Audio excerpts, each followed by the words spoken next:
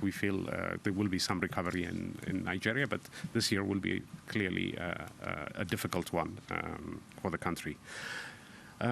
Cameroon, I spoke about earlier. Kenya, again, has been hit very hard by the pandemic, reflecting, of course, the decline in tourism also. Kenya relies significantly on tourism, and with travel and tourism disrupted, Kenyan economy will also be hit significantly.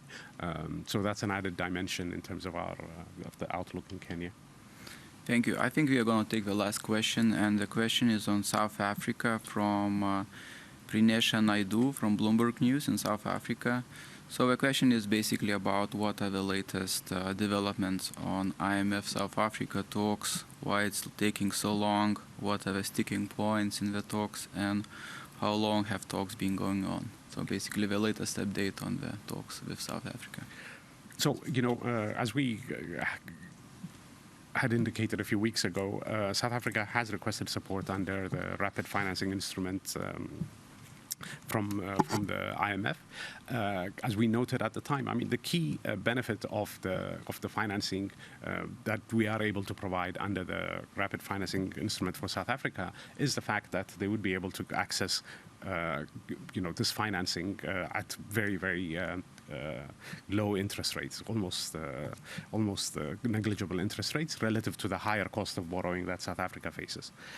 I want to stress, however, I mean, South Africa is in the very, you know, well-placed position of having very deep and liquid financial markets. So they are able to have access to reasonable financing at the moment.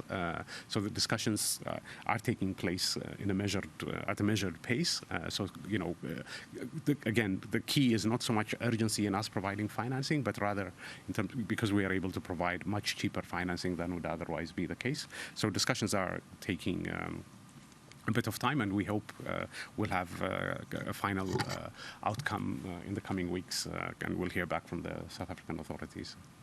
Thank you very much. Just to remind the journalists and reporters who are watching us online, all of the material and of updated regional economic outlook is available on our website, imf.org. You could also find the latest figures of emergency assistance, also the policy trackers that the countries are taking, the policy measures to respond to COVID-19 pandemic, and all of the other materials that you would find interesting there.